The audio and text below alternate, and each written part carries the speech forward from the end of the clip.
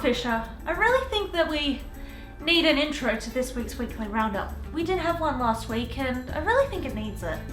You know what? I completely disagree. I don't think we need some sort of cheap gimmick to diminish what we have on this extravagant talk show. We're better than that, you know? I think we should just start from scratch and then see where we go. Okay. Okay, how about you count us down? Okay, 3. Are we going 3, 2, 1, go, or 3, 2, 1? I'm thinking 3, 2, 1, go. Okay. Yeah. 3, 2, 1, go. Hello everyone, CrystalFissure here, and I am here once again with Nintendogen64 for another edition of the weekly roundup. That's right. Where we round everything up. We are doing week 6 of the ISGP weekly roundup. I cannot believe it has been 6 weeks of the ISGP. 6 weeks. 6 weeks, and we've got 6 great weeks. And this week's been a good week, even though we intentionally lowered the amount of matches done because we just wanted to spread some things out a little bit more. But, Angus, changing that, these 17 matches that have gone up are arguably 17 of the most important ones, and we are now really getting down to it. Yeah, exactly, CrystalFissure. We have, we'll talk about this when we get to the standings, but this week a lot of round has been finalized. We know approximately majority of the 3/4 of the round 2 opponents, competitors. We don't know exactly which order they're going to end up in, and we've also eliminated some people this week. Some people have been knocked out. But yeah, it's amazing. But basically, every race after this one that is uploaded, you need to watch it because that is going to tell you who's out. There was a race, the one that was just uploaded, which was Liam versus Fremont. Yeah. Liam versus Fremont. One race determined the outcome of 3 competitors. Yeah, 3. Yeah. 3 competitors. Yeah. One race determined how 3 competitors would fall. Which is amazing. So every race matters now. Not that every race didn't matter before, but now every race matters incredibly like a huge amount. So let's get started. I'm gonna whip out my cell phone, my smartphone, and we will talk about how the groups are, starting with Group A. Now we actually have a change. We have a new leader of Group A, a new person sitting at the top for the first time since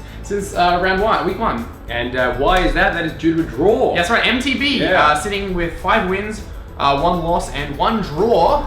He had a draw against Mr. Game Sendy. Yep. A contested draw. People may be thinking, will they do a rematch? Will Game Sendy rematch? Yeah.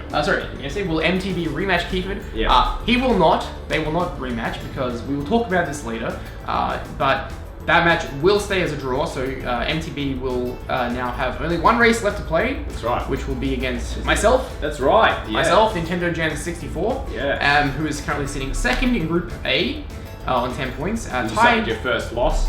Well, that was against Christian. I suffered a loss, which brought me down. That's right. Brought me down a peg. So I'm sitting on 10 points. Mr. Game Sendy also on 10 points. So the 3 of us have actually scored ourselves a spot in round 2. Yeah, guaranteed. So it's that 4th spot, which is actually still open. There are 3 people eligible for contention for that 4th spot. Currently sitting in that 4th spot at the moment is Medi Excalibur 2012, who's on 8 points. Kiefer would have clinched it.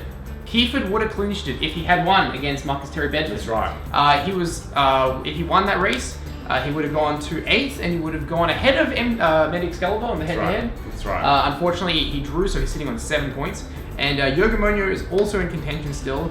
But if he does suffer 1 more loss, it's going to be very hard for him because he lost head-to-heads against Medi Excalibur and Kiefer. That's right. So yeah, some very... Oh no, he hasn't raced Kiefer yet. My apologies. Right. My apologies. He has not raced Kiefer yet. That's right, canonically, yes. Yes. But it's going to be an interesting round, sort of the end of the round for Group A, and I would say that it is basically certain that we get that figured out by the next roundup. Exactly, yeah. So Group A is looking very, very locked in. Excellent. The same, unfortunately, can't be said about Group B. No, not at all. Group B is proving, once again, very hard to predict. Daniel Davidson on 13 points at the moment. He is on top, and he's done. All his races are done. That's right. So, is Daniel Davidson guaranteed to stay at first place? No. No, he is not. No. Gladiator has 1 more race left to do. That's right. And if he wins that race... And it's for first spot. He will get first spot in that group. If Gladiator wins, he will go to 14 points. That's right. No one will be able to touch him on 14 points. because everyone has suffered at least 2 wins. That's right. So he will go straight to the top of that group.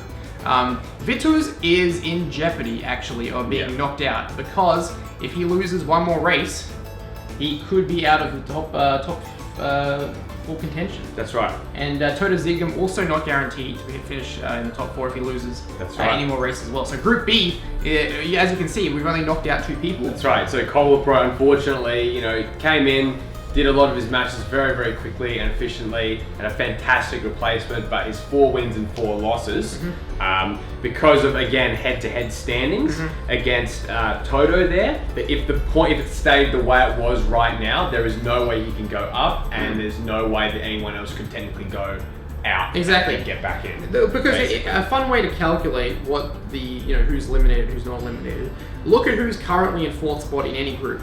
See how many points they have and see how many losses they have.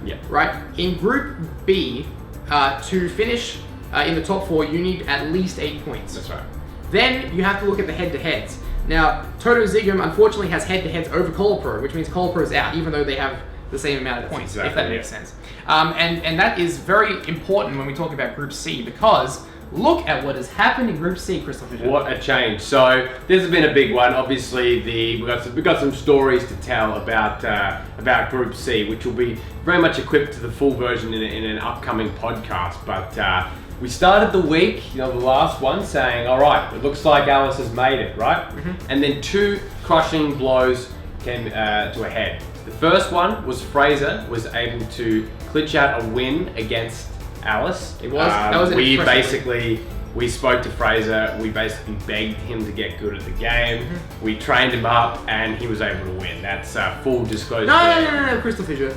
That proves one thing. What does it prove? Never underestimate anyone in the ISGP. It's true. Never underestimate anyone.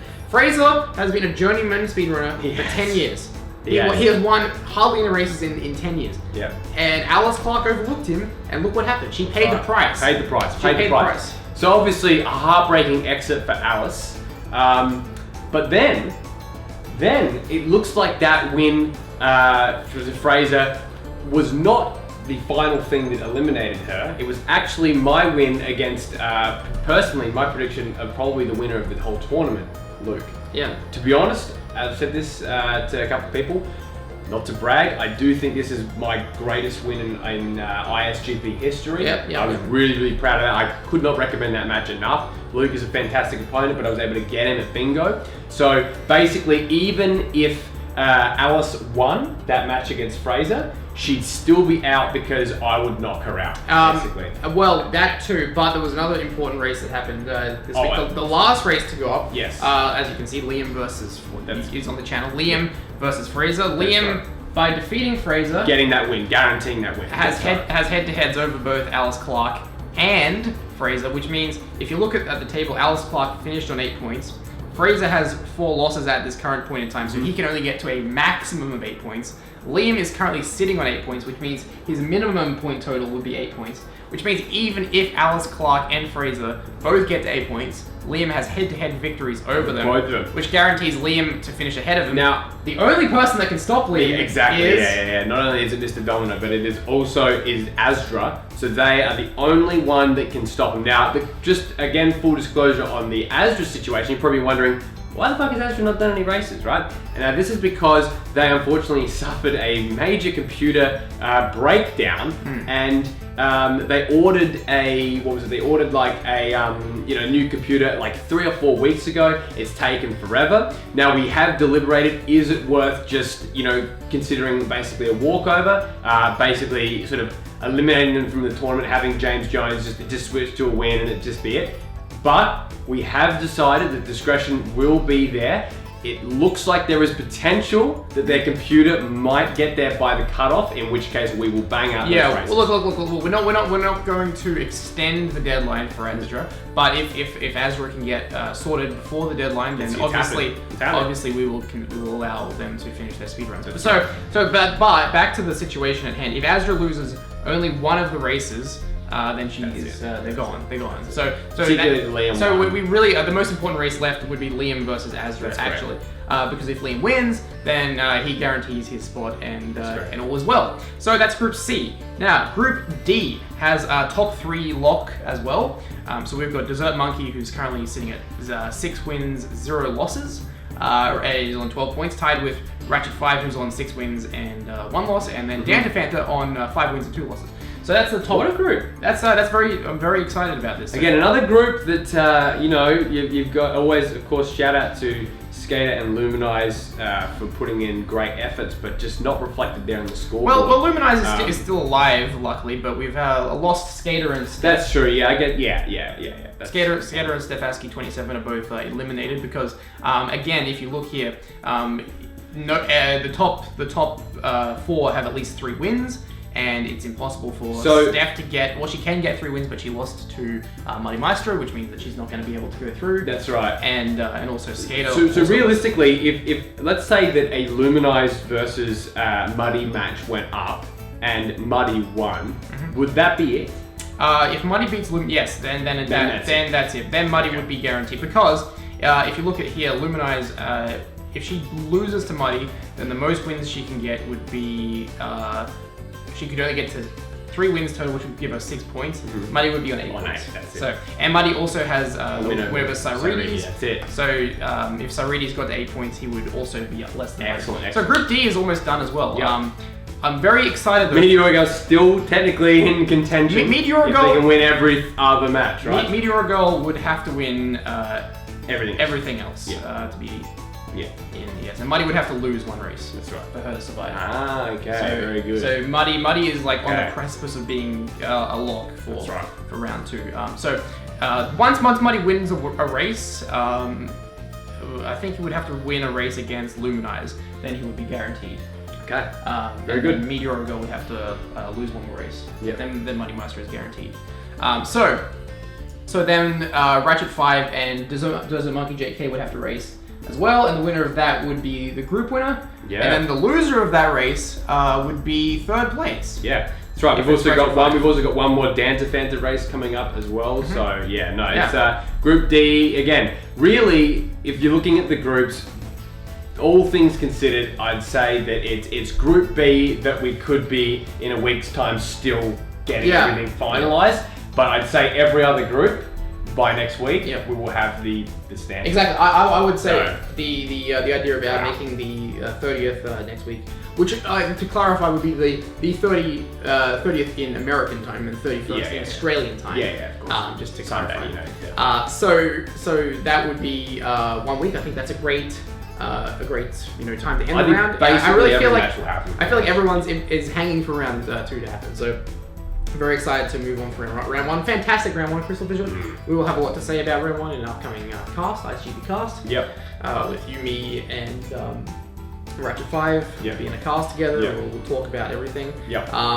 Now, the other thing too is we spoke about draws. We spoke about draws, CrystalFissure, and we put in the announcements in the ISGP server. We were talking about draws, and we put an announcement in there to say what the current ruling is on draws. So, to re-clarify it for everyone, a time limit draw means that your race exceeds the time limit for the group, group stage, right? Yep. Which is 1 hour. So 1 hour for round 1. If your match goes longer than 1 hour, it's a time limit draw. Okay? Do not purposely plan races to go for over 1 hour. If it's a completely obvious fabrication that your race is going to go, if you're planning to do some kind of ludicrous race like 120% Spyro 1 or something like that, we know you're gaming the system, right? But if it just happens it goes over an hour, then that's a draw. If you're doing a race, say to collect the most X in X minutes, then there are ways to break the ties on that. That's right. We do not want to keep claiming draws for that because Keyford and Marcus Terry Bedford is a classic example of a poorly thought through race that didn't have its tiebreakers decided. That's correct. We are letting those draws stand, but if anything like that happens in the future, we have implemented measures now to break those ties. The tiebreaker, and the thing is, it's actually not that hard to actually instead, basically, like maybe for example, do a thing like a wheel, where it's like all of a sudden then you add this goal to it. It's like, okay, we cannot have a situation where we stop. we don't know what's happening, and then that's it. Because Well, it just yeah. confuses I us. mean, there are ways. Like I do think that as I outlined in the server, gems is a good way to break Gems is the ties. best one, If yeah. you tie on gems, whoever got the last objective first. That's 2 tiebreakers. If you specify those before the speed run, then we wouldn't have this situation. So right, we'll just- I don't want to see those ties anymore, and I don't want to see rematches. I want conclusive finishes to the match. Round 2 won't happen. Because in 144 matches, CrystalFissure, we do not have time for rematches. No. We want to get the match done and move on, okay? So no more of that. But anyway, as we said, round 1 is hurdling towards the finish. That's right, We're yeah. getting very close towards the finish. Just watching the Orville on TV. you're very- shout out Orville. Very, yeah. very distracted by something happening off camera. Yeah. Remember, whatever happens off camera is not part of the ISGP universe. That's This true. is the ISGP canon of the Okay, universe. Mr. Vince. So, as we always say, CrystalFissure, I think we should end this weekly roundup now. I think it's an appropriate time to end the roundup. As we always say, everyone, it's been a great time having you all here. Thank you. Get your races done, everyone who hasn't done a race yet. We will see you next week for the round 1 recap. Oh, it's going to be very, very good. I can't wait to actually really go into it in depth with the groups. Crunch the the groups numbers. have been. It's been some of my favorite groups we've ever had. Oh, it's like been and I mean like in ISGP. World Series, World Series, was it World Cup speed runs? Series. Like, it's been fantastic groups. Thank you to everyone for your hard work. And next week, we will announce the names of the round 2 groups. The yes, round 2 yes, groups yes, will yes. be revealed. What are we going to call them? What are the round 2 yeah. groups? Are they going to be numbered? Are they going to be other letters of the Yeah, alphabet? are they going to be a tribute? You will find out. So, for CrystalFissure, I've been Nintendogen64. Have a great night, everyone. Farewell for now, but not forever. Goodbye and good night. Bang.